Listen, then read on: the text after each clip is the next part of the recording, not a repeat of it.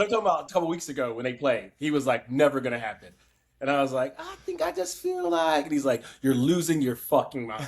And I was like, I don't know. And then the text messages I sent once it happened was, I was happy about it too. DC native, yeah. huge Of supporter course. of Haley. The tennis fundamentals, the serve, the volley, and the smash. This month we are doing tennis. What better way to take advantage of the great weather than with a game of tennis? I've no chance in the match. He's the number one in the world, and I'm playing with a metal hit. Listen, obviously today on Nice Point Podcast, we're gonna do all things French Open. I feel like it's a lot. The draws are very different, men's and women's. We're gonna have a guest pop on later, so we'll go through the Pentazone. We'll go through some of the things to watch in this first week and weekend here that you might enjoy, and we will of course make picks. I I cannot wait for that. But first, our warm up rally, Joe. It is somewhat Frenchified here. Listen, Mira Andreeva. I heard her doing an interview, and here's to put in perspective this new surface that we've been talking about in the spring. Obviously, people have been over in Europe, but like if you're just tuning in and caring about it now, she goes, when I transitioned from the early part of the season on the hard court over to the clay, it was like being back in training camp in the winter. It was like a whole new season. That's the difference it makes on the body. Wow, that's a good quote. Yeah, it's a whole different game. Clay versus hard court versus grass for sure. Whole different style. The other one I got for you is that in the first couple days that I did watch over Memorial Day weekend, some of the intro outro music from the ad breaks is, of course, the Chainsmokers' Paris. Oh, what is it? Your parents in Paris? Something like that? It's about it. That's about it. Man, that's actually one music reference I am familiar with. Wow. Are you sad to say that's an oldie but a goodie that's made its way into like commercial intro outro territory? It's probably about 10 years old. I love that. Yeah, probably About is 12 10 years old. Yeah, that's true. Joe, warm up rally. What do you got from the French? So I got a few things. I don't know. These are more observations than warm-up rally type stuff, except the first one. I'll start with. So we're the only major that's not on the ESPN family of networks. We're on the Turner Sports broadcast. Yes. I've been watching on. Good I've call. been watching on TNT. We got Lefko and company out there at the desk. Caroline Wozniacki, Grand Slam champion. John Isner, former like top 20 type guy, and Sam Querrey. I gotta say, Sam Querrey's got the it factor. It's like you know it when you see it kind of a thing. It's hard to explain what makes a good analyst. Right. He's interesting to listen to. I think he's a great analyst, good commentator. Yeah, it's just a comfort, and it's just finding a way to say things that are succinct and interesting. Isner is brand new, I think, to this rotation. We've kind of seen Querrey like tippy-toe his way up into the more mainstream role. I haven't seen Isner before. I saw Sloane Stevens. Right. Who else? Jeannie Brichard was playing this sort of on court or like right in the front of the stands role. Right. But pretty Mary good Jo, stuff so far. Yeah, Mary Jo Fernandez is out there, who's also on ESPN, and then doing some of the color commentary. The McEnroe brothers as well, who are also on ESPN, but they're with Turner Sports for this one. Yeah, the tennis players, it feels like, will cross over because there's just only so many. It's still a niche sport. So, like, if you play tennis and you're willing to be on TV, they'll cross your contracts. But Lefko was all Warner, baby, all TNT. And I don't know if they're streaming on, because I think Paramount is like parent company, if they're streaming on like Paramount Plus or anything like that. So I've only seen this would I've still only be seen it on TNT. Max. This would still be on HBO Max. Paramount, Okay. yes, has bought all of Warner Brothers, but that's going to take a long time for that to come into Gotcha. reality, if it indeed does. Gotcha. Okay. Well, interesting. So if I tune in on HBO Max, Is there just one like main broadcast, or can I watch any match I want? I have not tried it. Okay. Maybe we click through that this week and let people know, because yeah, I also was just going through my Hulu Live straight to TNT. Right.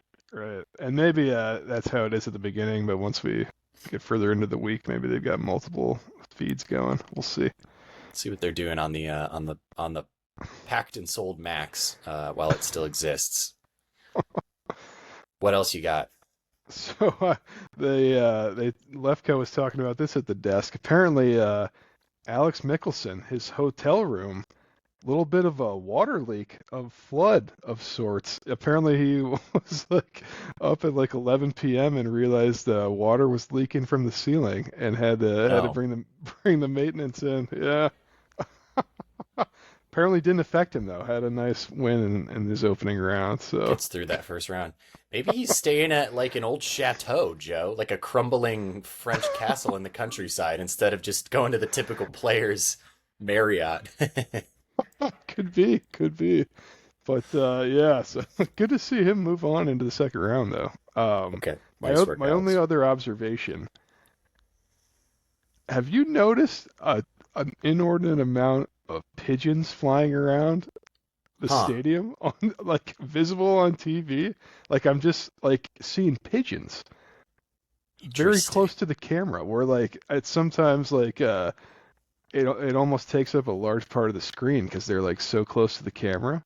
And I'm just, I don't know if there's some. I think pigeons are big in Paris.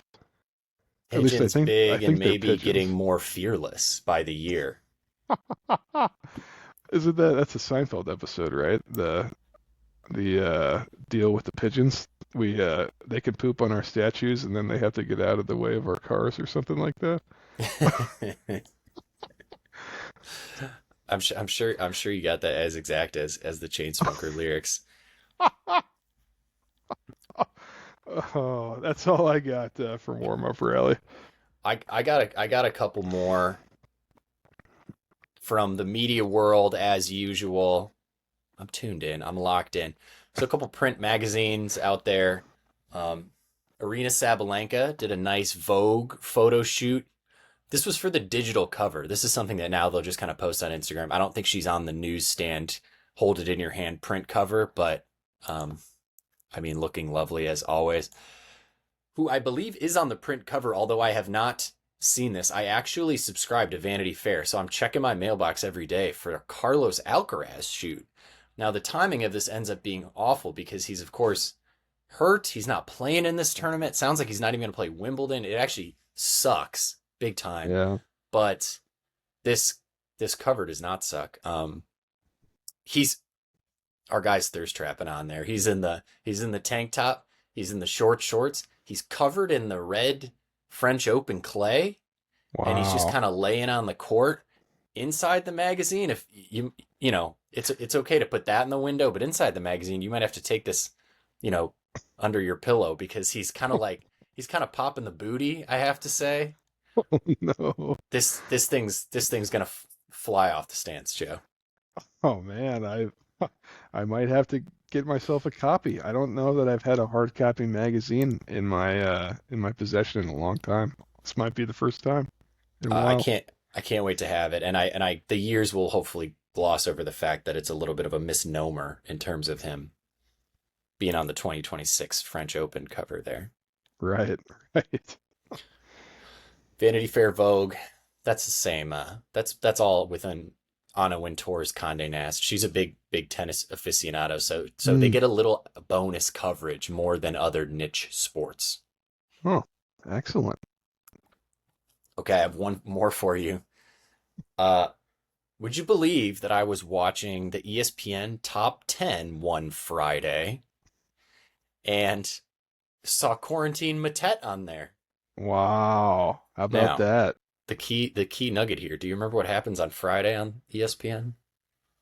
Oh, the not top 10. That's right. So one of our one of our favorite showmen of tennis, Quarantine Matet. His name is Quarantine Matet. The way he plays, you will not forget. Quarantine Matet. Yeah, apparently he just like hit a poor shot and was unhappy with himself, and his body language reaction was just to tug his own shorts down and be in his boxers. Oh, been there before. Love that. It's a good reaction. Yeah, just what is that like? Just a self-shame kind of. It's just you got to pants yourself sometimes. Yeah, just humble yourself. That's great. Pretty funny. Okay. Joe, let's do, as we wait for a little knock on the doorbell, knock on the door, ring of the doorbell of our guest, we can do the men's pentazone, or as this one of these men would probably call it, the pentazone, because there's a lot of Italy in the pentazone. And it'll be a little bit more boring, and then we'll see Right. if Mikal can guess through the women's when I give him the concept. But I'm gonna keep an eye.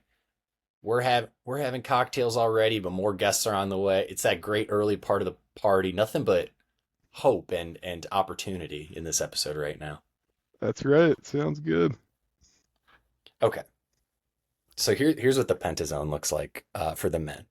There are 5 slices of the pentazone pie, the pentazone pizza pie, and they are all indicators to us about who might be winning the French Open. On the men's, I mean, Jesus Christ, there's really no reason we think it's anybody but Jannik Sinner. So I'm just going through this obligatorily at this point. But what else might I glean from it? The number 1 player in the world, that's Jannik Sinner. The favorite to win is Jannik Sinner at a minus 340 to pick the second highest chance winner on DraftKings Sportsbook, which I use. You could take Zverev at plus 1100. Is that the biggest favorite we've ever seen? Gotta be. It's enormous. Yeah, you know what? Let's keep an eye out for that in the graphics they show. Like, has it ever been a bigger gap there? Is it a half decent idea to throw a couple bucks on Zverev? Oh, look at this! Look who's arrived, Gentlemen, Yeah. What's up, fellas? Shit. Nothing. Talking. Let's talk tennis. Who's just come into the pod is a fellow Fort Greene tennis player of mine, Mikal Cook. And we have nothing to do but watch and talk tennis because we had the rainiest Memorial Day weekend and our courts are being redone. So we have a lot of pent up tennis energy, Mikal and myself. And we also have Spencer. I don't even know this guy. All I heard is Mikal kept saying, oh, he's so excited and he's about to go nuts on the podcast. oh yeah, another Fort Greene tennis player just moved out of the neighborhood. Tennis coach, and yeah, man, I love the game. I love the game, and I love to talk tennis with Mikal. Spencer will be the person who likes this segment. This is what we invented on Nice Point Podcast. It's called the Pentazone, or if you want to do it with an Italian accent, it's called the Pentazone. I'll go through it for the men's, and then I'll have you guys go through the women's, because the men's is extremely straightforward. There are 5 slices of the Pentazone pie. They're indicators of who's probably got a good shot at winning this tournament. It's pretty simple. Your number 1 player on the men's side in the world is Jannik Sinner. Your number 1 favorite by odds on DraftKings is Sinner at a minus 340. The second favorite is Zverev at plus 1100. I would consider putting some. I mean, you're getting great money on this on anybody else basically.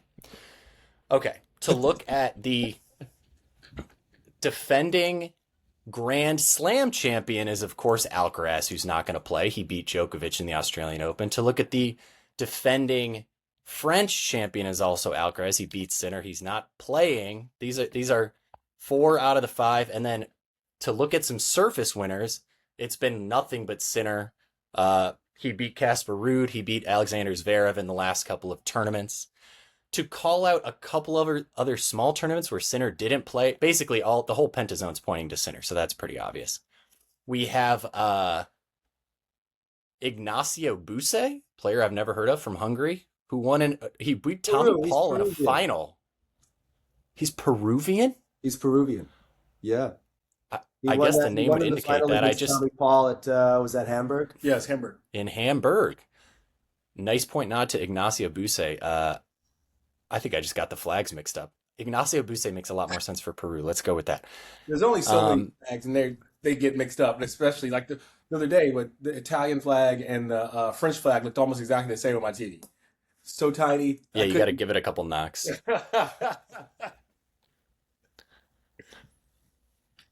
The only other pentazone indicator for a man other than Sinner whatsoever is going to be Lerner Tien winning a tournament in Geneva. So a nice victory for him. We have some friends of the pod who are Lerner Tien fans. So shout out to them. But the pentazone's a little boring on the men's side. We'll get into the draw and have some fun with the matches, but that's how the pentazone works. So do you guys remember all of these? Number one player on the women's side. You got this. Yeah. Sabalenka. Odds to win. She's also number one. Do you guys know who's number two? DraftKings thinks to win. Got to be Coco. I'd say Iga. I think Iga maybe.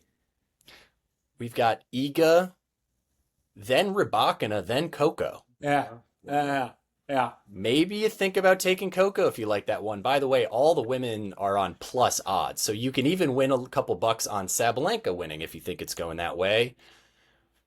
These first four, those kind of core four between Sabalenka, Rybakina, Goff, and Swiatek are kind of like mid odds. As soon as you get to Andreeva at 5, you get a plus 1,000.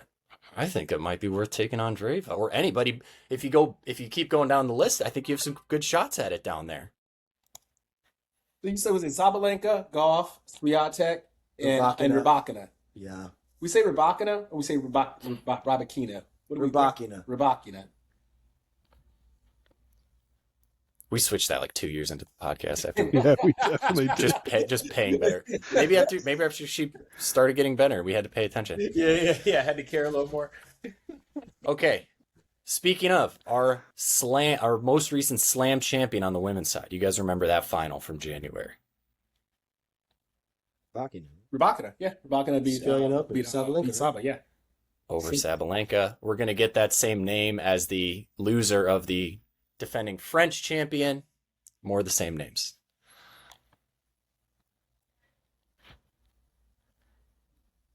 Coco beats Sabalenka. Have some decently interesting ones in the last slice here in terms of clay results. Do you guys have all of these? I heard Marta Kostyuk's name already. She just won that title. Who else do you got? Svitolina's in there, exactly. They beat some names I've said already, Goff and Andreeva in those finals. So throwing a little bit of variety into the pentazone there. And then some of the smaller tournaments that just kind of, you'd almost consider them in between the 1,000 level and come into the slam here. So not everybody really plays in these, but did you guys see the Strasbourg result? Yeah, but Boko got that. She lost in the final to someone we haven't talked about much at all this year. Oh, she lost to Navarro. To Emma Navarro. Yeah, did you see that, Joe? Navarro. That's right. I'd forgotten that. She did lose to Emma. That's right. She did lose to Emma. Yeah. I now have another nice point nod for Petra Marchenko, who wins Rabat. I don't know if that's much of a big tournament, but she makes the pentazone in that way. What tournament did she win? Rabat in Morocco. Oh yeah. Yep. The Moroccan Open, I believe it's officially titled. So so analytics guy, how do you read this? Tennis coach, how do you read this? Sabalenka takes, let's say, two out of the slices. She's also the loser in 2 out of the other 5 slices. I see Rybakina's name here floating into the pentazone. Or do you want to get interested in a Svitolina Kostyuk Andreeva type of conversation? Where does this pointing you? Well, I feel like can we just speak freely? I feel like you ignored someone. Well, this is the data. This is the pentazone. No, I know, but I I feel didn't like that's ignore where anybody. the data gets fucked up a little bit, and a part of me would curse it too Okay. much because I can certainly watch the potty, That's but I okay. prefer not to. But No, that's okay. there's a young lady that you won't mention, and her name is Elena Ostapenko, also known as Latvian Dynamite. Wow. Who you're acting like? Wow. Figure out Latvian Dynamite, slam man. winner. Like, I mean, She's got play. She's got play Swiatek. yeah, play and she Swiatek. likes Sabalenka, And she's never lost to Swiatek. yeah. That's, I mean, so it's like I feel like people continue to like act like she's not on the day up to her to be one of the best tennis players on the women's tour. And she's playing on clay, and she's won on clay before. So I just feel like even though, and she's like a constant second weeker, constant quarterfinalist, semifinalist. I mean, the impossibility is that her game doesn't allow her to do 7 matches in a row. It's just like at some point she can start spraying, and her plan A, like Spencer says, her plan B is still her plan A, and her plan C is still her plan A. So it's like you just watch it all just come apart, and it's heartbreaking when you like her as much as I do. But I just feel like you just giving like Swiatek and Sabalenka like a pass over like the fact that she's just not going to be around. I feel like shame on you. No, it's not shame on me. It's just how the pentazone works. I think that the Pentazone Joe, will check itself. So just let you know. Joe, go ahead. Wow, I love this pick. I've been a Ostapenko fan for a while. This is great. The Latvian Dynamite. We've been calling her the Latvian Hammer. We're gonna have to make the change. Latvian Dynamite. Yeah. This is a huge match. Ostapenko Iga gonna be happening in the third round, I think. Yeah. I figured you'd If they circle both that one. win in Yeah. the second, Yeah. that's good. Yeah. And this is, like we've mentioned, this is the type of player Iga struggles with. That power type player. Ostapenko's just going for winners. Like you never said, lost. Ostapenko never lost to Iga, former French Open champion herself. Yeah. Two Out here. French Open champions going at it. So It's gonna with be a hell of a haymakers. match. It's it's one of my favorite things to watch in sports is just to watch her do which, and obviously it's tough like come third set or second set when she starts to implode. But for the first you just see the opponent like they're just like flummoxed, don't have no idea what, yelling at their box. Man, it's amazing. It's amazing to watch people come on. And Iga, she does an Iga every time. Iga's like, I don't even know what am I supposed to. So just keep an eye out for old Ostapenko there. Stanky Panky. Yep. Yeah, call her Hammer, Dynamite, Stanky Panky, or really the Iga Kryptonite is another one. Yeah. I think somebody else that you guys, the Pentazone doesn't take into account is Mukova. Oh, I love this. I love this one. She hasn't been consistent because she's been injured, but aesthetically, she has an incredible game. She's my favorite player on the women's tour, and I think she's primed for another run. She hasn't had really great results recently, but I think she's primed for another run to like the semis. And she's a really tough The way out. that this draw works out, I think it's gonna work in her favor. I really do. I 100% hear you. I've had my eye on her as well. She's just kind of unshakable. Yeah. She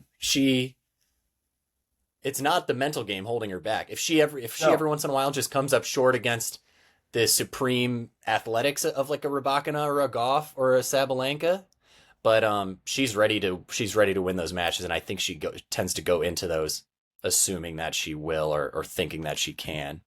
Do we need to talk Iga she's not being coached by Nadal, but she's kind of joined the Nadal Academy before we just say she's out to Ostapenko in the third round? I wasn't saying she was out. I just simply said that we just had to acknowledge that there was someone in her way that she hasn't ever beat. I just feel like the Pentazone, no matter what the data is, they clearly didn't take that into They didn't take a draw into account. Yeah, because just say it. I mean, the eye test is all. You still got to always. You can't ignore what you know, what you've seen with your own eyes. And I've never seen her even really give Ostapenko a tough time. Ever. I'm saying she's out. Penciling in Ostapenko, Sharpie. Come on. That's gonna be good value there. I do want, like, I'm curious to what you guys think about her joining the Nadal Academy, because tennis is definitely between the ears. Going back to Swiatek, it's between the ears, but I often, like, I don't know, what is Rafa, what is Tony, what is that team going to do for her that another coach like Phil Facette can't do? Like, She becoming, he's the king of clay. She was starting to become the queen of clay. Are they just becoming the kingdom of clay? The empire of clay? Okay. We'll workshop it, but okay, keep going. Maybe Rafa just being so many slams. Maybe he can give her, I don't know if she's looking for guidance or some tips on, she wants to win 20 slams herself type of thing. Bringing a coach that's done it, but I don't know. I mean, it's obviously not that easy, but maybe she wants someone in her corner who's been there, done that before. How many does she have on clay? How many French Opens does she have? Is it 3 or 4? I think the last one she got was when she smoked Paolini, right? It's in the 3-4 vicinity, and she's also got, I think, a U.S. Open and Wimbledon. So you'd probably say she. Anisimova. Also, yeah, we didn't even mention Anisimova. Anisimova is a great player. This Pentazone, man, I don't want to know anything about me and trying to judge what I can and cannot do. Lord have mercy. That's right. Maybe the Pentazone's anti-potential. Wow. Is the Pentazone anti-potential? And Anisimova. Listen, we also give out awards. You guys can call back and nominate in 2 weeks when we do that episode. Anisimova already looking really good in the very light pink and balling out with the jewelry. I wish I was smart enough to know what the jewelry brand was just by seeing her play, because you can check logos on the clothes, right? But yeah, Anisimova, a really nice first round. And let's go USA for a little bit, because with Pegula crashing out here a little bit unexpectedly to me in the first round, that's kind of a rough one. Anisimova, someone we've tried to be excited for the last 18 months. In the second round, we're going to have Emma Navarro with that recent little teeny tiny slice of the crust of the Pentazone against Iva Jovic, who's kind of been this year's Navarro in a way. Yeah, she's been kind of. I don't like it when they kind of start anointing the young ones so quickly. I agree. I think. Keep going. What if she beats Navarro? Then what are you to do except to re-anoint? It's kind of constantly re-anointing. You go. You want to say something? I don't. Well, okay. I don't understand how quickly Emma's results ended up her being, totally unranked. She had a really bad year in the past year. Mm-hmm.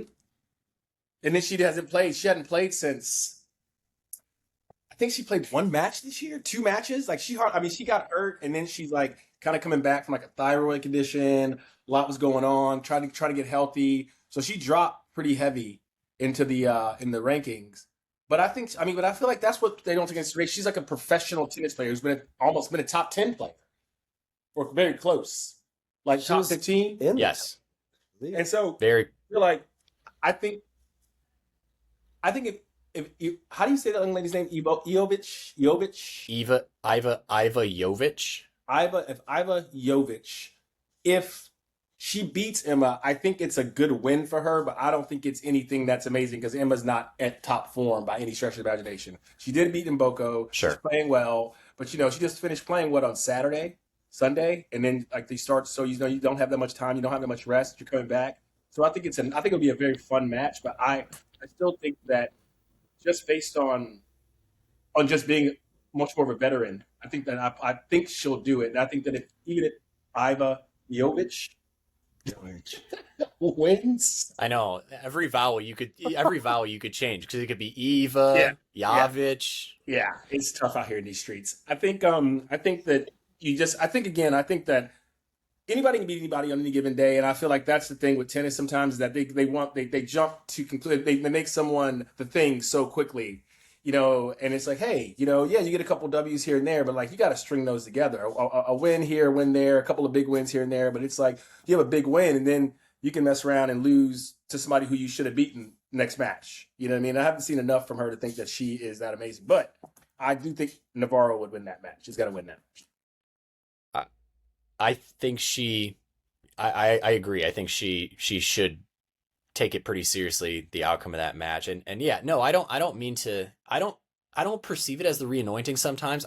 Especially with the Americans and especially trying to root for the American field, I sometimes get frustrated with how it's like we have, it's not like jack of all trades, master of none. It's like a lot of jacks, no masters. And so we see this rotation where every year someone kind of gets hot and plays well. And I'd almost trade all that excitement year in and year out for someone to be really consistent over the years and go to the tippy top. And so like, I don't see it as them prematurely anointing. I see it as like, Jesus, we were just getting excited about Navarro. And now she's lower ranked than Jovic at this point. What am I going to do next year with some teenager when, can we just go to Jovic or do we just, it's kind of just like such a committee approach by the United States. Cause we have so many people, obviously. Don't you think that's kind of our problem though? Is that I feel like because we follow our media and we follow our perspective, like that's what we need to like get us all hyped up. And it's like people who like really follow tennis are like, why are you making her as much as I pull for Americans to a certain degree when I'm watching, tournaments and Grand Slams, and I still kind of pull for my favorite player, even though I like to hear, like I'm not going to sit here and say that I don't pull for Americans from time to time, like if Tommy's out here doing well, not the biggest Tommy guy, but if he's out here doing well, I got a little America fuck yeah in me if he's out here making it happen. You know what I mean? But it's like, but I don't, you know what I'm saying? So I feel like we kind of, we like to tip the scales and all of a sudden start to like, oh yeah. Right. And it's like, then all of a sudden you're like, oh shit, he lost 2-1. Well, no shit he did. Like he's not as good as you guys made it seem like he is. It's like all of a sudden you're talking about, and I feel like that's where we kind of get in trouble with our American that's right. Maybe players. We're the benefit of the overexcitement, and then the cost comes. You gotta come pay for that. Come week 2, typically. Joe, who do you have circled in the women's draw besides, or did you just say I'm locked in on the Latvian hammer? I like the Latvian hammer pick a lot. Let's see. I had Jovic Navarro marked as well. Good pick there. Watch out for Haley Baptiste for Bach in round 3. Are we giving any love, any chance Baptiste pulls the upset there? We're team Baptiste. We're team Baptiste. You guys, what do you think? I think there's definitely a chance. I feel like Haley's playing great tennis right now, for sure. She beat Svitolina this year after a couple cracks at it. Who was back in the top 10, having a great sort of victory lap year, and she beat Sabalenka. She's basically consistently proving that she's at the level to beat a Rybakina. Yeah, almost knocked off Coco at the Australian Open too this year. Mm-hmm. So she's right there. Yeah, that's a good one. What do you think, Spencer? I mean, I think she has all the tools. I think I love the variety of her game. She can float a forehand. She's got a great slice. She can hit hard and flat. She defends well out of the corners. Hey, I'm hoping she goes all the way to I think I have her going to the quarters. Ooh. I think I have her beating Palmini neck. I think she's got a chance. I don't know if she's going to beat my favorite Muchova, but I feel like I'm very bullish on her right now. Bullish on Baptiste. Bullish on Baptiste, eh? Put that on a t-shirt. Yeah, man. So Spencer, did you fill out an entire bracket when you said you had her to the quarters? Yeah, or man, no? I filled out an entire bracket. No shit. I got both brackets. Love that. I mean, 128 folks. Wow. That's incredible. Man. He came to play, man. He came to play. Pretty good. I think that Baptiste has a really good chance. I think when I watched her play Sabalenka, it was really concerning. I think that, she had to – there was a lot of match points that she had to defend. I mean, you get that you get that every now and then. You can't do that constantly. You got to, you got to be able to consolidate breaks when you get them. There's like little things that she's doing that I feel like small little mistakes that, you know, as you go further, especially against Rabakina, her serve is fucking insane.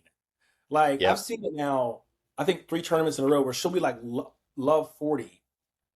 And then just And step serve it up way and up. it just start like bam, bam, bam, bam. You're just like, Serve bots.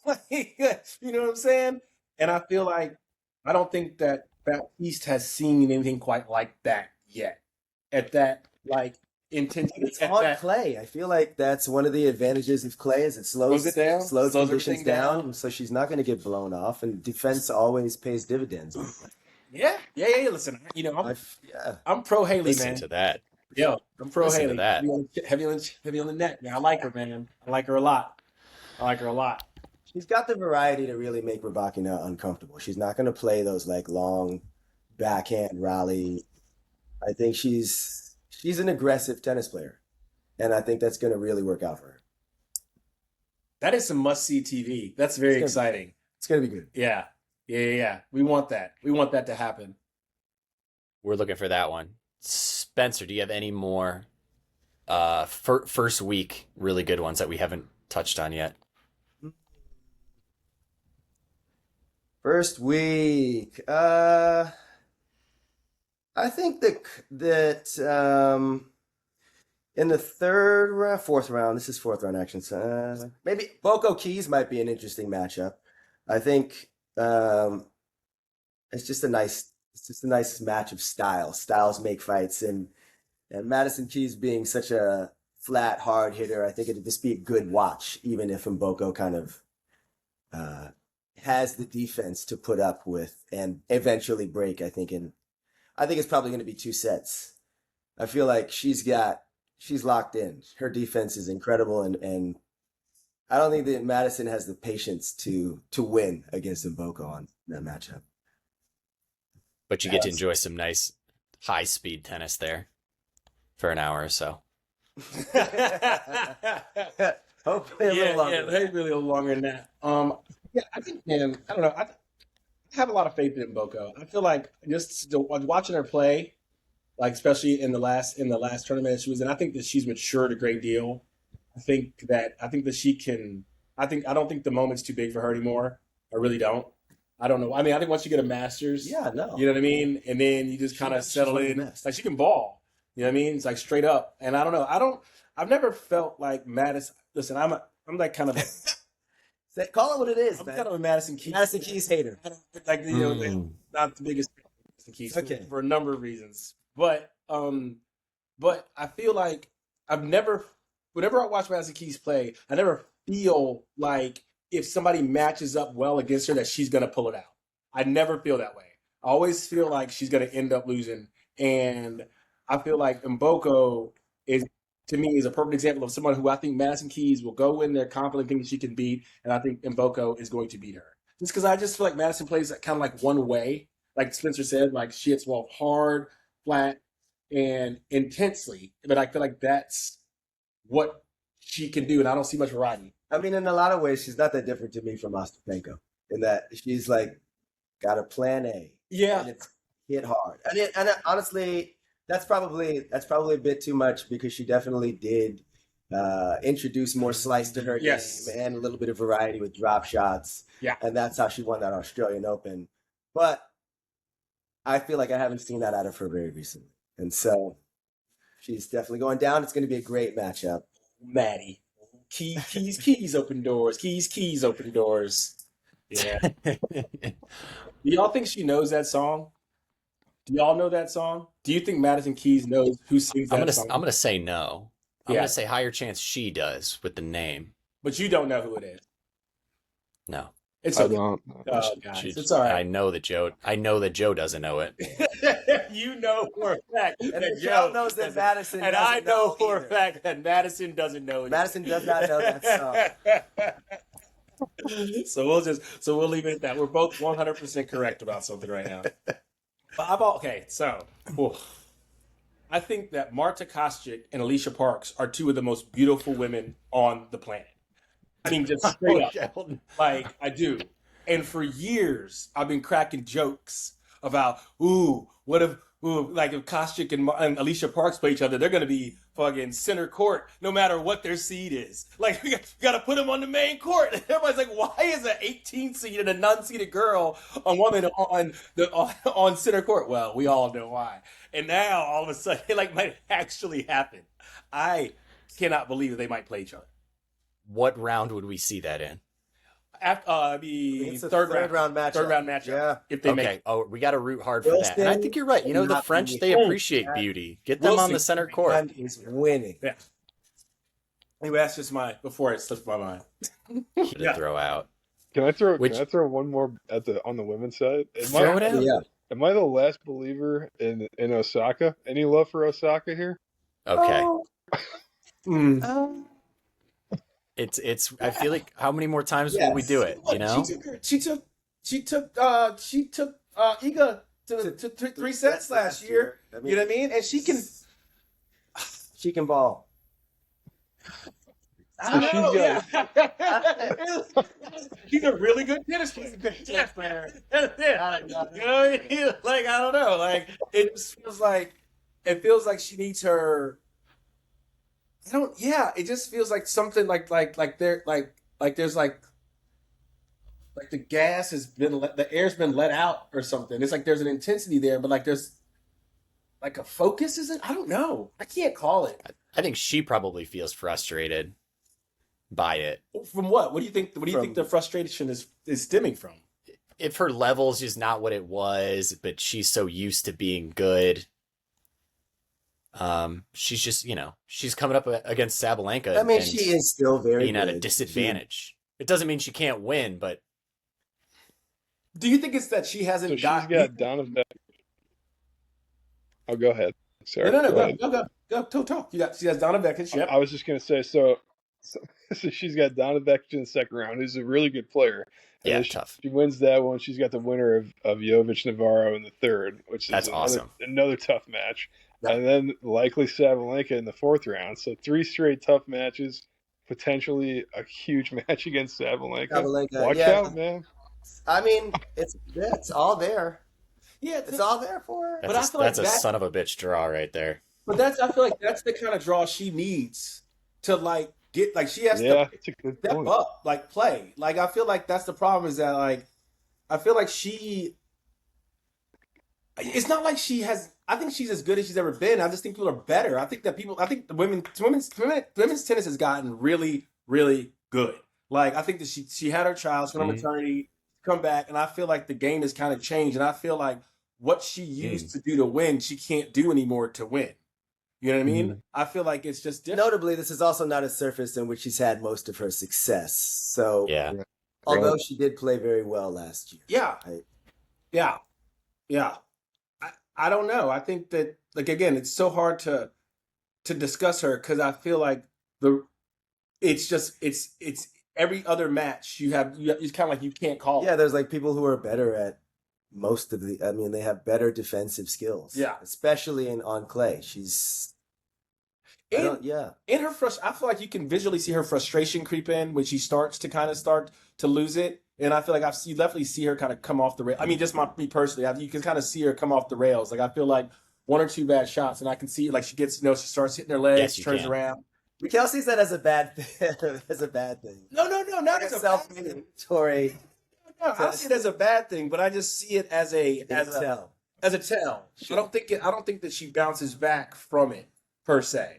Like I feel like there's very few of the McEnroes out there now who can get super, super mad and then, do what needs to be done. Is that me or no? That's just me though. No, I was noticing that a little bit too.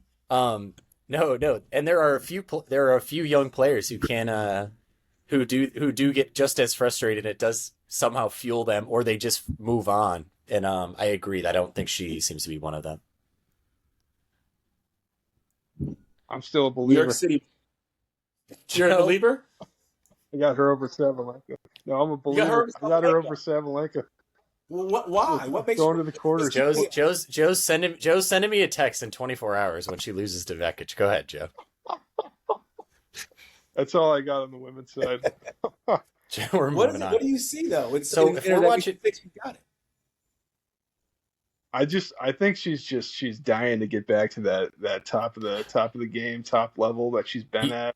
I think she's right there. She's knocking on the door. So was it last year US Open? She made it to the semis and kind of had a blow up, like we were talking about, where she dwells on some mistakes for sure and lets it get to her head a little bit. But like she's right there. She's got all the skills. I just feel like one of these times she's gonna break through and she's gonna be hoisting another trophy at a Grand Slam at some point. And I'm gonna keep picking her till You she think does it's it. like a I would dot really com like bubble? to see that happen, Joe. I would really love. What'd you say, Joe?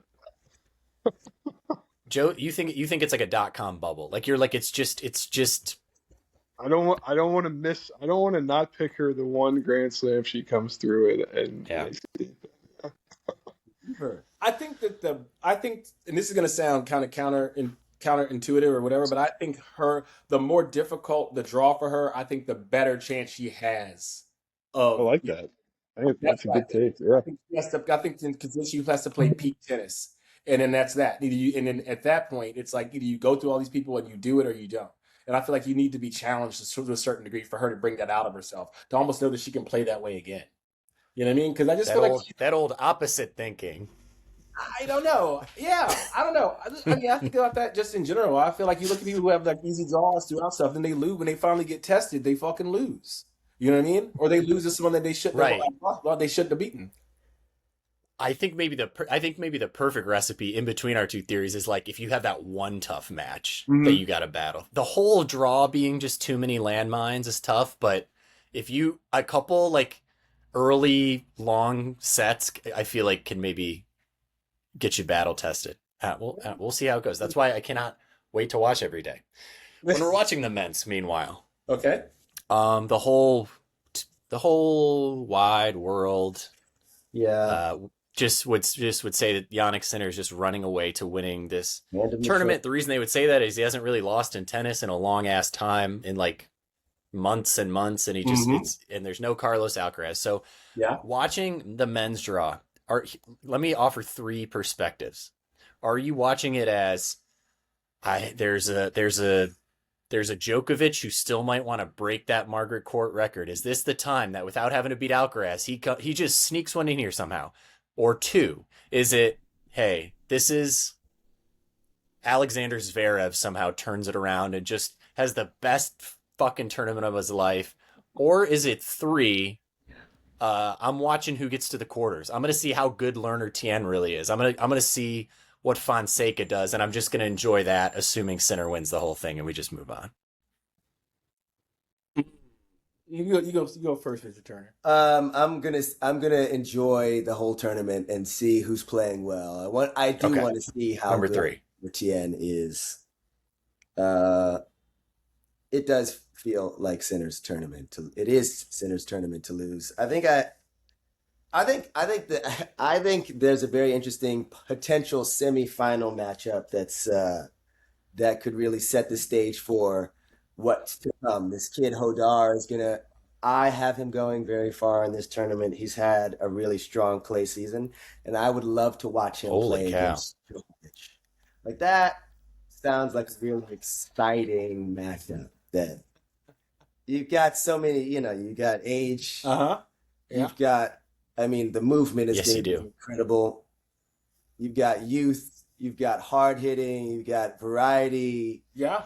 And in some ways, like Hodar has shown that he can both hit you off the court and defend intensely. And so, I'm excited to see what that matchup looks like, because it feels like a real ships passing in the night of what could be a great career for Hodar. You said that would be the semifinal? Yeah. So I had circled on my bracket that third round would be Fonseca Djokovic. Mm-hmm. Same story. Ships passing of the torch. Maybe I'm picking. I don't know why everyone's giggling in the class. I have him losing to Prismic. No, okay. Wow. Wow. I'm sorry. So you're all on approach 3. We're watching the up and comers and just see who's making the most noise in Sinner's tournament, basically. Absolutely. Wow. Hodar out of nowhere. Dino Prismic out of nowhere. Fonseca's, we kind of thought was the captain of this next gen, but not according to Spencer here. I mean, Lerner Tien is the captain. Lerner Tien is for sure. Tien is the captain. Tien is the captain. The captain. Tien is the truth, man. Tien is the truth. That's what we hear.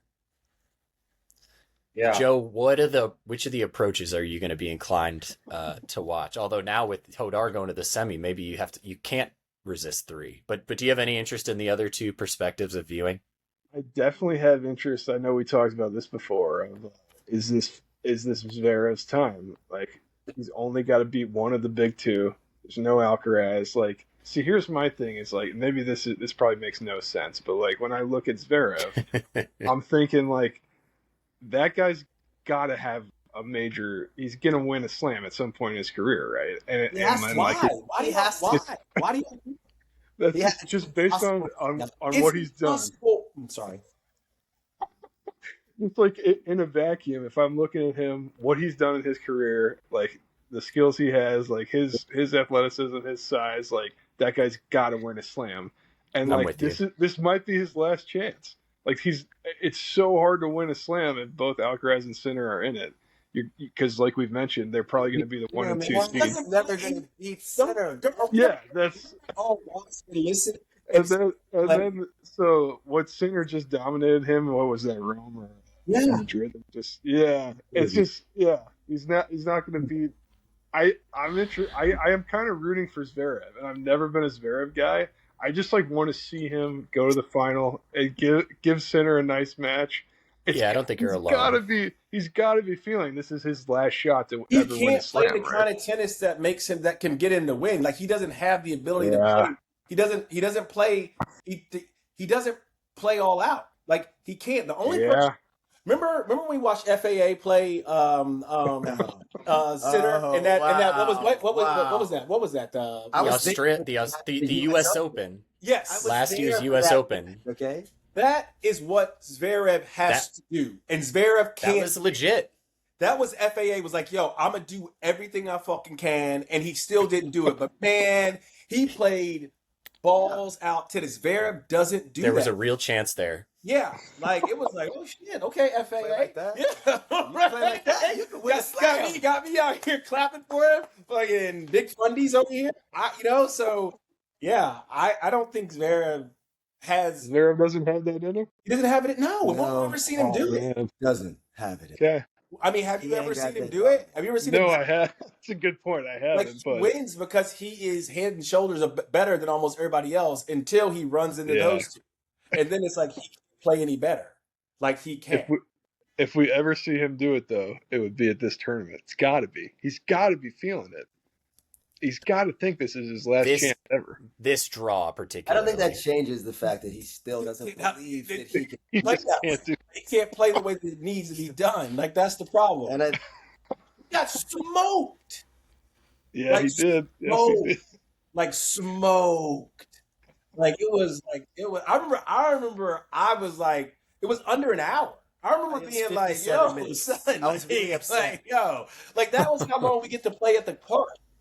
You know what I mean? Now we get like an hour. We get like an hour to play. Like that's how long. Like they could have played that match at like Fort Greene. Like and like with the warm up and the shoes off at the end. Yeah. You only get an hour for signals, and they've been like, "Wait, I'll take care of it." Yeah. What about Heat? Anybody? Oh, any part of this? I wanted to say before we switch over to Heat because I'm a big Heat person when it comes to that. I think that Djokovic is a person to watch in this tournament. I don't know. I feel like I like the Pesci Berrettard match. I thought that was really good. I like that he got tested a little bit. Saw a really big serve. Draw. You saw his returning. He looks good on the return. You know, I thought he looked good. I think he settled in, played really well. 4 sets, not bad. You might as well, get one under your belt. I think that this, to me, is a tournament about the field, personally. I think that, yes, we can look at Sinner. Something fluke might happen and Sinner might lose. Who fucking knows? But I think for me, it's more about I think this is Djokovic's best chance. And maybe even Wimbledon now too, if he can stay healthy, to get one more. And I feel like if the field can just do a little bit, can help him just a little bit, I feel like Djokovic, What are you laughing at? This is the field helping. Alcaraz being. I know, so I many know, players yeah, are- I know. Arthur Pieces out. Alcaraz. Oh my God. So I feel like that's It's- what I think people sleeping on is that and then like we can bring it back to what you said about Heat is that like don't get it twisted. If it stays like this, I mean obviously they're gonna make sure Sinner doesn't do any day match. He's not doing any day matches. I guess today he did. We went on 8:15, so they're gonna keep him. They're gonna keep him in a fucking glass case as much as they can. But yeah, they are. but Sinner weak when it comes to the sun, man, and the humidity, man. Got them northern Italian, maybe German bones in him, and they just don't rise to the occasion when it gets to the humidity and the 30 degrees Celsius, right? He's a pale fella. Yeah, don't have it in it, man. The body just breaks. That's happened so fast. It's like, oh my God, when it like happens to him, it's like a gremlin after he just. And somehow he either gets an allowance or he like makes it happen. He's good for tennis. I mean, I'm not trying to say the fix is in, but it's good for tennis. What's your thought on the Heat? Yeah, I was thinking the same thing about like any opening. Again, if you're Zverev or if you're Djokovic, like what to even just tell yourself before you go to bed and why there's a point in playing in this tournament. You never know what might happen. Sinner might faint and I mean, Djokovic have to be carried off. That he did in the last tournament. That's why we go to the Pentazone. He beat him in Open, so it's not like he beat him in the Australian Open. I mean, That's right. He beat him this year. Tennis is I know Clay, but Djokovic has also won it 4 Tough on the times. old bod, yeah. He's won it 4 Three times. times. Three times. He's won it 3 times. So Djokovic. I think it's tough on the body, but I think it also probably benefits an old pro who just knows all the shots and can kind of handle himself on the surface that you don't play in quite as much, which is why you make a good point about Wimbledon too. If Alcaraz isn't going to be there either, that might be his last go at it. I mean, I would love for Djokovic to just and then walk away. Like if you win the French, walk away. Not another match. Not another match. Break the rackets on the court, man. I'm out of here. This game's for fucking losers. Done. 25, baby. That's what I would do. 4-time Grand Slam. Yeah, never got 25. Walked away, man. That's it, man. I'm leaving. Walking out like the best that ever been. You know? No, you don't want that. You don't want that. You don't want the old retirement tour and fucking, like. Don't need it. Djokovic, maybe you do, But he doesn't. It's nice for people to give him his flowers. But he gets them now. Everybody pulls for him now. Yeah. Everybody pulls for him now. I think we should continue. This you're right, because this becomes the like MJ LeBron, and like once it gets to this point in the conversation it just goes, but I think it's characteristic of these draws that we're talking about the whole field and we're all confused on the women versus about the men. We're just kind of like staring into this white pasty sunlight of Sinners. But any other players and matchups we need to go through as we go around? I like Kwame, man. Are we gonna talk about Kwame and him and knocking out Chilich? I don't think Joe and I have really talked and given a nice point nod to Kwame. What is it? Ousmane? Yeah. Moise. How do you say his last name? Moise. Yeah, I think so. Moise. Another French up and comer. Yeah. Hometown guy. So that's it'd be really cool to see him join the next gen camp. Yeah. I think he plays Vallejo next round. I think who knows. And Vallejo took out Nori. Cam lost fucking 20 number 20 seed out of there. Yeah, that's okay. Yeah, but I'm just saying that's a good second round match for him. You know what I mean, for that kid. Moise Vallejo. Love that one. You know what I mean? Why not, man? It'd be cool to get to the third round. Your first slam, 17 years old. Start feeling yourself a little bit. You don't know what you don't know. You don't know what you don't know. You know what I mean? That's how it works sometimes. It's out here, bam. He's got to play Vachereau. Yeah, Vachereau. I mean, I thought he was going to be a Valentine. Vachereau? Yeah. No, man. He won Shanghai. I was like, yeah. He doesn't believe in anyone. Like Spencer doesn't. No. He doesn't. He doesn't. He doesn't believe anybody can do it except the people that have done it before. You gotta do it. Yeah. You got to do it once. Spencer, even if it's okay if we go back to the women, Spencer, where's your soft spot? Who's your favorite player who the stats go out the window? Mikal, favorite player, women's tour, for sure. We love the Czechs.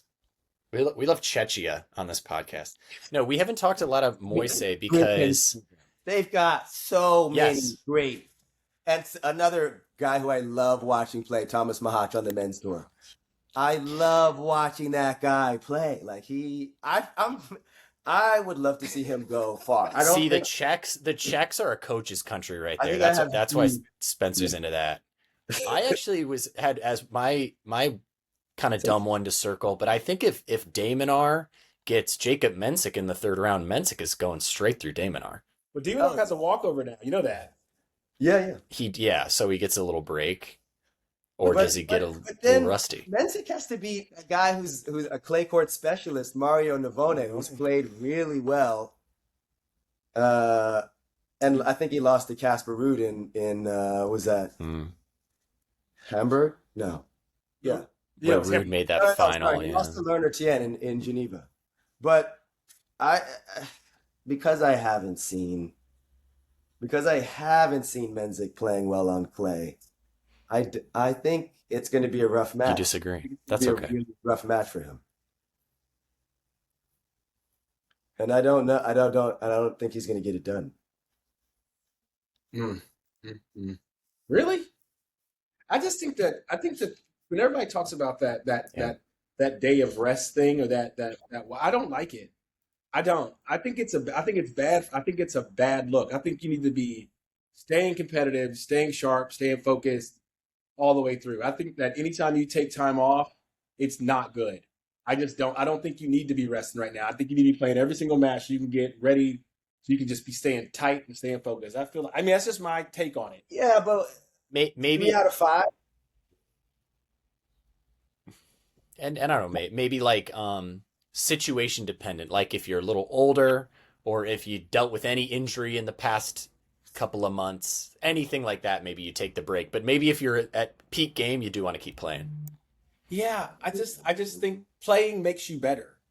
Period. I just think it does. I think no matter what, I think like even if you think about like right now, and I'm not changing the subject, but the Knicks just swept, right? So they got what, like a week off, week and a half off. I mean, we'll see how long. It's probably going 7, right? How Yeah, could it not? these guys are balling, right? So then they're gonna be what? They're gonna be hanging, kicking it, staying up late, playing video games, out in the streets, having a good time, and then They'll be fucking podcasting like us, like yeah, losers, dude. That's what all the basketball players do now. Thirsty and hungry as fuck, and I just feel like it doesn't necessarily. It's a disservice to you, like to stay dialed in. You know what I'm saying? I'm just saying. I mean, it's a balance. I just think it's a balance. You kind of lose intensity. You got to get your weight up again. Get ready for it. And they're like, yo, they just got out the gym. They ready to play. They hungry. Maybe this is the old man in me talking, but it's definitely nice to have a day off after you played. What are you talking about? 90 degrees Fahrenheit. Recovery, you get time to practice a little bit, and then you go back out on court. Yeah, I just think that's ideal after playing 4 hours. I think it's just important to stay dialed in. I don't know. That's just me. I just think it's important to stay dialed in. I think it's the job at hand, and I feel like playing is the best way for you. That's just me. So whenever I see like a walkover, I see somebody go out early. I mean, if they play like a couple sets and then there's a walkover, somebody gets injured, they pull up, I'm all right with it. But if it's like something quick, you only get out there like 45 minutes. I'm always like a little bit bummed out for the person who got the W, because I feel like they didn't get the tennis in if they wanted to get in. And honestly, that would have been a great matchup going back to this walkover with Alex de Minaur. Yeah, In Block X. Yeah, Alexander Blocks. X. I know. I say Block. It sounds better than Blocks. Do we know why there's X in there? I mean, obviously he's from, what is he, like Belgium? Belgium. Yeah. Does that explain it? Is that it? That explains it. That's it. That's why. Because he's from Belgium. You can't just be putting X's on words like that, even in Belgium. Belgium, we've decided you can. That's how it works over there. Done and done. Next, let's move on. All right. What else? Everybody around the table one more time. Mikal. Yes. What is my catch? Okay. I think that, I'll tell you who I would love to see do some things that are great, but it's going to bum me out. I would like to see Shelton go far. I want to see Tiafoe play very good tennis. Just straight. And I want to see they could match up in the I want to see that fourth round, yeah. And I would love to see Tiafoe get that. I feel like we got him getting in. I think it's important that Tiafoe if they meet that Tiafoe gets that. I feel like if Tiafoe loses to Shelton, I think that's it.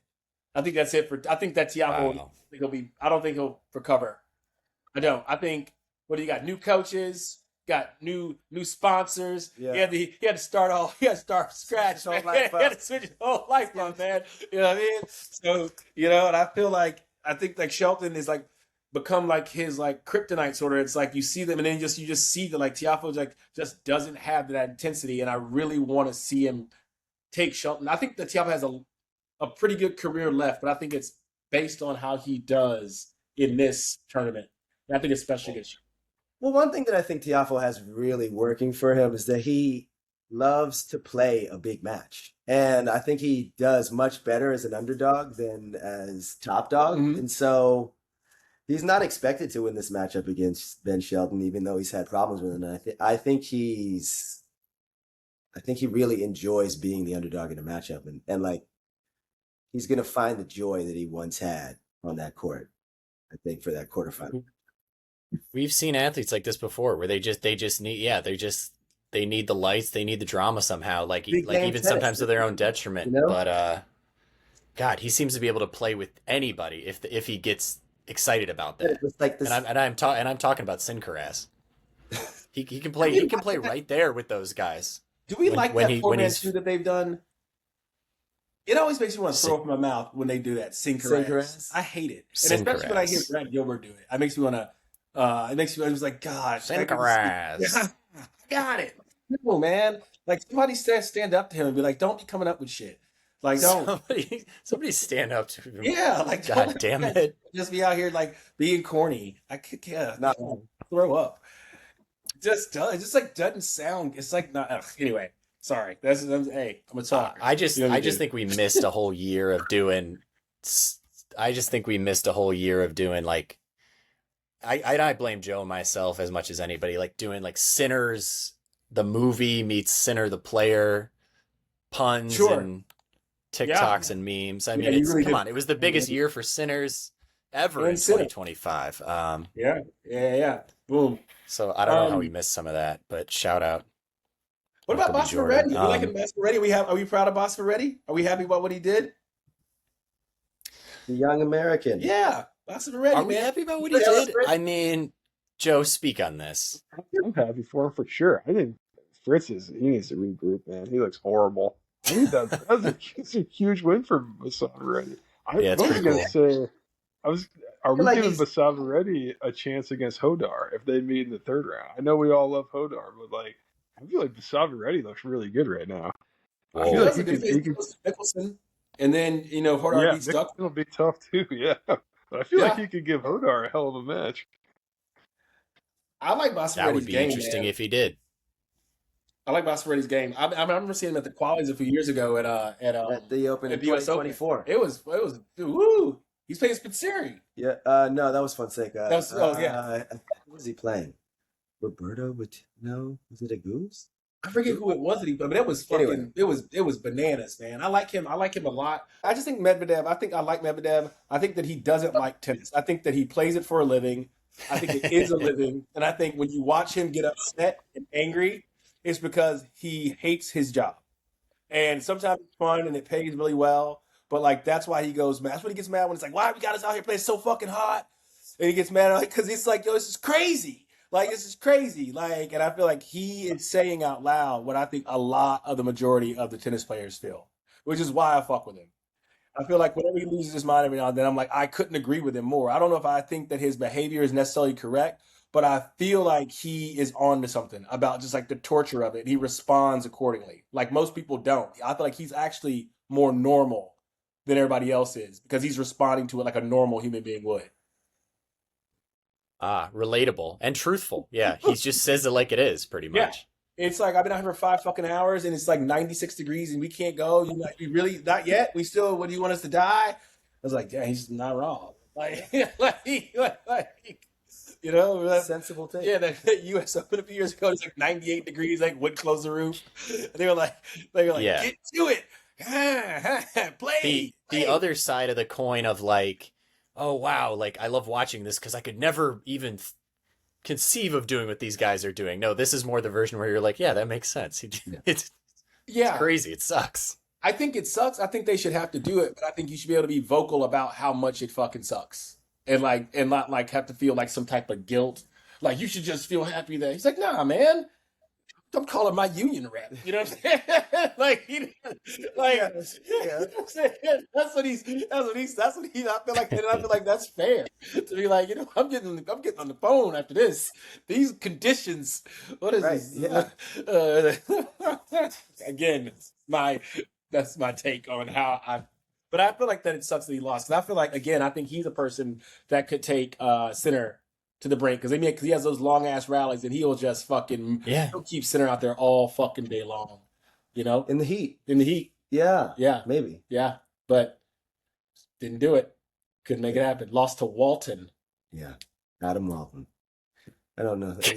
Yeah, I know. What was it? I do. He played for University of Tennessee. I'm from Nashville, Tennessee. No shit. Yeah. Okay. All right. So we can get psyched about that. Maybe we Shout tune out to into Paul. Walton's second round match. Yeah. Good for him. Joe, who else you got? And then I wrap it up with well, I guess I'll wrap it up with how ridiculous the open draw is for Sinner, and then we'll do picks really quick. I'll get this bad boy edited. I don't think I have much else. We hit everything. Yeah, I think Then- Reddy and Nicholson, former childhood friends, I believe, though. That's kind of cool. They're squaring off here in the second round, so we'll see how that goes. This whole thing is like the Lost Boys, who are about to be the Found Boys bracket, because we're just all watching like people that might win someday and like start to create rivalries and get edges over each other, while we assume Sinner just wins the whole thing. This is how open this whole thing is. Like as we mentioned, Medvedev, Fritz out in the first round, both top 10 seeds. Bublik a top 10 seed, not someone we talk about that much. Out in the first round. Felix Auger-Aliassime gave Sinner a real scare, just goddamn nearly points away from being out in the first round, but he wasn't. Maybe it's just what he needed, according to Mikal. Tough match. We have got no fees. We've got no Carlos Alcaraz. We've got no Jack Draper. We've got no Lorenzo Mazzetti. We don't have any of the top 10 in this tournament, except for Sinner. Besides Draper, do any of those other guys even give you pause? Except Feast, really interesting match. Feast. Yeah, Feast is pretty big. They at least tire you out in the sun. I don't know. Injuries. And then Draper, man, stop it with Draper, man. That's the fucking heat, man. His fucking English ass, man. Anything above like 74 degrees, he's like, I can't take it.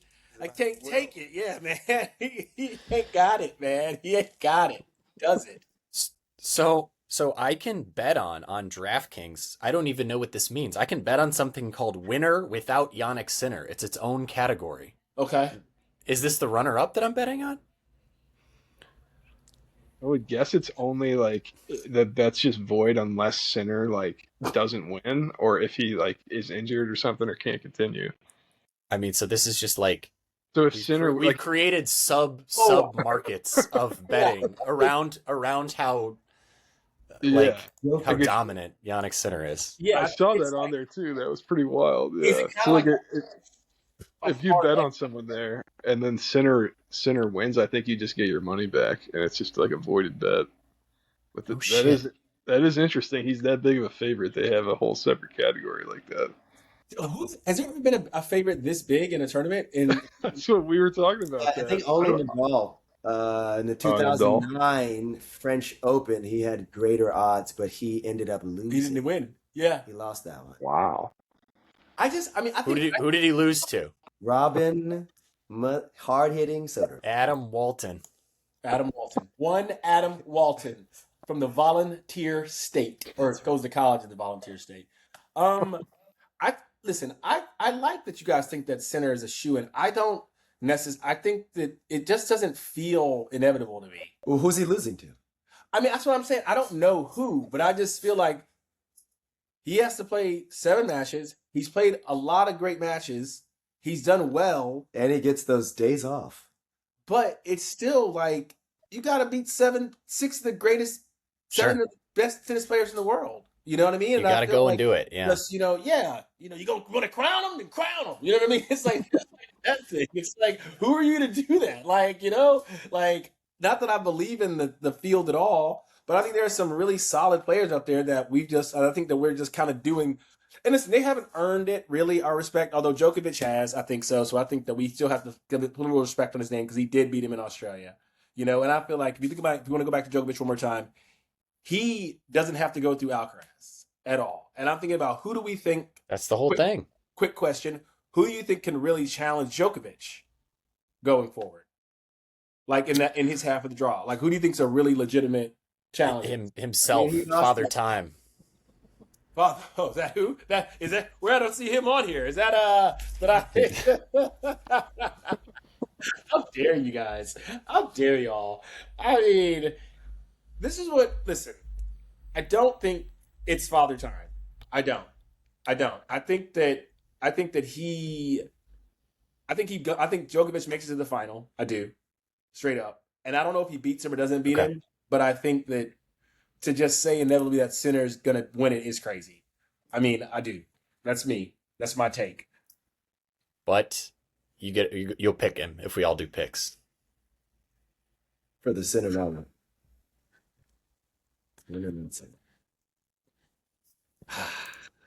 Okay, let me think. Y'all pick y'all's first. I don't know. That's when you got that was fucked up. But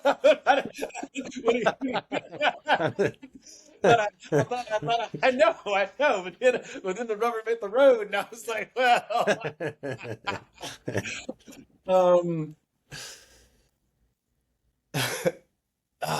it's got to be Djokovic. I'm gonna pick Djokovic pulls it out. I'm gonna go against the grain. I'm gonna say Djokovic. I think Djokovic. I'll even go say Djokovic in 4 in the final. That's the kind of guy. I wonder if we just talked ourselves into it out of the fun of having the show. Joe, are we picking Sinner? I mean, I think I have to. We pick as a Joe's, so that works for me. Spencer, you have Sinner circled there in the middle of the bracket as well. That's right. Yes. Open and shut case. I don't think okay. Because I feel like Djokovic understands that this might be his only fucking 2 chances to do it without Alcaraz in there. And I feel like he's the kind of guy that will step up to the plate and recognize that this is it. This is it. This is it. But they're going to play. When are they going to play? They're going to play like at dusk and it's going to end tonight. Okay. And those conditions it used to work in Djokovic's favor. Can't and won't do that anymore. Absolutely. He's going to have to. It's going to be an heavier uphill battle. There's no uphill way battle. he can win that matchup. Remember what you said about aliens? He goes back to this. Yeah, I just remember what he said about Haley and South Lake. I remember it. It's called dining out. It's called dining out on this and we'll see how long. Let's do women. There's a little more intrigue there. Joe, do you have a idea of who we're picking on the women's side? I'm struggling. I'd be fine with. There's 5 or 6 women. If you said you wanted to go with them, I'd be fine with it. Okay, you guys go.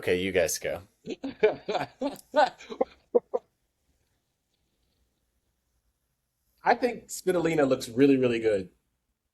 I think she looks really, really, really, really good. I was really impressed with what she did last week or 2 weeks ago. That shit was impressive. I didn't think it was gonna happen at all. And I think that she has bounced back. Like, took a couple years, bada boom, bada bip, have a kid, gotta get in. I think she's like really, really, really dialed in. I don't know if she's gonna win it, but I think she's a super duper threat. So that's one of my. Does Ukrainian Elena Svitolina live in France via her husband Gael Monfils? Is she a local at this point? Ooh, good question. I would think so because of what's going on in the Ukraine. I doubt that they're heading back there, catching flights back every now and then. Although Kostych's parents still live there, which I found interesting the other day, which I was kind of surprised by. I think they're French. I would say they live. Yeah, in they're France. French for sure. If we throw Monaco in there, they almost for sure live down there somewhere. Right. Yeah, I mean, I don't think you can convince him to let's go live in the Ukraine, Gael. No. Or like Los Angeles. But no, they'd probably live in Europe, right? Yeah. But I'm going to pass on your war-torn country. Sorry. No, maybe someday. I think I mean, Rybakina obviously could win it. Sabalenka could win it. Coco could win it, right? I have Mboko to win. You have Boko. Ooh. I got Mboko to win. Wow. I've got her beating Coco in the semis, and then beating man. Svitolina in the. No, actually, that's a lie. Muchova. I have her beating Muchova. You ever beat Yeah. So who beats Saba? Mboko. Mboko beats Saba. Mboko beat Saba in the quarterfinals. Man, I like that. So I've been going in the last bunch of episodes, I've been going on the same theme of there's just too many women peaking at the right time that it makes it too dangerous a field for these top four. And like we've seen Coco fall to Svitolina, like you said, and we've seen Muchova be dangerous and Mboko be dangerous to everybody. So like I've been on that same theme of trying to pick outside the main group. Joe, do you think we're gonna land there? And then I'm gonna maybe decide too. I might do a separate one from you just for fun. I could go so many directions. I feel like we've hardly talked about Coco, reigning champion, right? She won last year. Yeah. Yeah. I feel like we're sleeping on her. Like, is Muchova? Could she make a run to the finals? Is that out of that's what he's got. That's what he's got written down Oh, there. we do have that. Okay. Vincent feels good about it. She volleys. She's a great volleyer. Got an all court. Yeah. Like she like to the do volley. everything. Yeah. It's beautiful. God. Anna Samova's hardly played the last few months. She's kind of a wild card there. Yeah. Man, I'm out on Iga. That's like the one definitive I've got for you. Yeah. I think I'm out on Rybakina. I like Haley Baptiste Okay. over Rybakina. We're hearing the brain work in real time. Here we go. I got Haley Baptiste over Rybakina third round. I'm out on Yep. Rybakina. Yeah. Do you want to go mainstream and go Sabalenka or Coco? Like, I feel like I'm almost like, man, that's yeah. I was gonna say Sabalenka, but like, yeah, Sabalenka or Coco. I don't hate either of those picks. Hey, I don't want to even like get all of my, like when you're eating Cheetos, like you try to keep it to some of the fingers. I would go 10 fingers. Chopsticks. I would go 10 fingers into the karmic Cheetos for me to be rooting for Coco Gauff and the Knicks at the same time this month. But I say we do it anyway. Fuck it. It's America 250. We're going. All the karma goes in one direction. It's the most unbelievable June for us here in New York. Joe, let's go with Coco in this one, just for fun. Sounds good. Oh man, I don't want to do the 10 fingers. I don't want to push it. I don't want to push my luck. But I want to have a good June. I don't think that's that much to ask. Look at you got Zachary going. It's like, ooh, Zachary, second week Zachary, huh? You feel good about it? I do. Well. For our listeners, our guests today have been at almost every word spoken, scribbling with pencils on multiple pieces of paper across a big table at their spot over there. Man, it's just what it is. You gotta it's just like you talk about it. You gotta open up, man. If you follow Kalinskaya. Ooh. Kalinskaya Coco, great matchup. Oh my God. The answers are all right there. It's true. And yet, it's true. We know nothing. So you have Sakura and Samova playing each other. Wow. That's interesting. Wow. The tennis fundamentals, the serve, the volley, and the smash. This month we are doing tennis. What better way to take advantage of the great weather than with a game of tennis? I've no chance in the match. He's the number one in the world, and I'm playing with the metal hit.